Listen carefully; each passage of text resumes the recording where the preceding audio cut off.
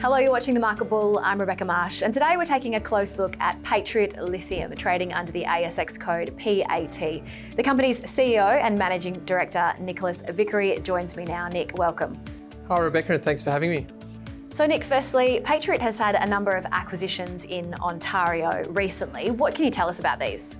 We've had 3 acquisitions in the past few months, 2 of which we've now closed. So these have expanded our footprint in the region from around 350 square kilometres, where our current Gorman project is, to over 800 square kilometres along the highly prospective Bear Head Lake fault zone. Importantly, what this does is expands our footprint from where we are at Gorman all the way up in the northwest, follows the trend to the southeast through to Frontier Lithium's world-class Pac Spark lithium deposit, which is one of North America's largest and highest grade hard rock lithium deposits, with a current resource sitting at around 60 million tonnes. So great news for us.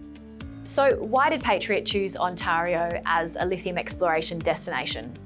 It's a good question. There's a couple of reasons. First and foremost is really the prospectivity of the region. So, similar in nature from a geological point of view to Western Australia.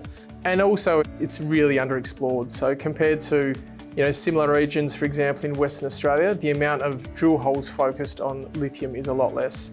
Secondly, it really is about the support the Ontario government has shown the critical minerals industry and the EV industry. One example of this is the recently introduced Critical Minerals Resource Fund, which has allocated $1.5 billion in funding towards clean energy infrastructure projects over the next 7 years. And this has really led to a lot of investment in Ontario with, I think there's about $28 billion worth of investment in that space. One example of this is the $7 billion investment that has been recently announced by VW to build a new battery plant in Ontario. So lots happening. So you mentioned you now have the potential to become neighbours with Frontier Lithium. What's their project and why is it relevant to Patriot? Absolutely. Frontier Lithium is not particularly well known, I think, by some ASX investors, but it is one of the biggest and highest grade lithium deposits in North America. So they're currently sitting at, I believe, just south of 60 million tonnes as a resource. And I believe that's growing. That's only from a couple of the pegmatites that they've explored there. So it's a fantastic resource. It's also had some of the biggest drill hits that I've heard of.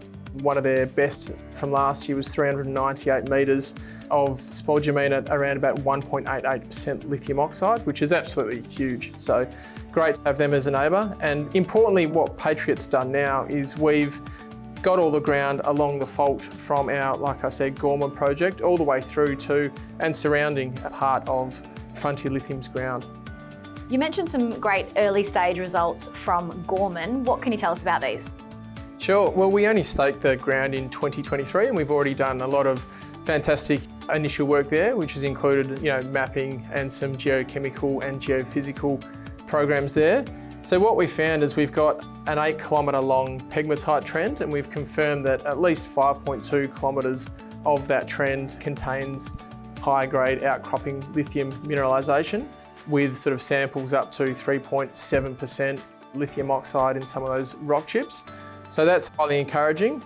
We've also done a soil sampling program there recently, and we've found that at least 1.5 kilometres long of that trend between our G0 and G1 pegmatites has a continuous lithium in soil anomaly, which may mean that those 2 pegmatites could be linked undercover. So very promising results early on. And lastly, Nick, what will Patriot be concentrating on in 2024? Lots planned for 2024. In terms of our Gorman project in Ontario, we had a drill permit application submitted in 2023. They are all going well and we're expecting to receive those in Q1 of this year.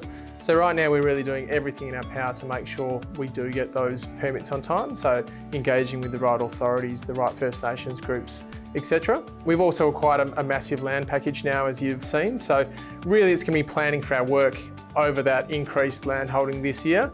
So that'll be sort of early stage, reconnaissance, detailed mapping, geochemical and geophysical work to identify even more drill targets over that area. Nick, certainly a lot to look forward to in 2024 and lots of work to be undertaken. We thank you so much for joining us today on The Market Bull. Thanks very much, Rebecca.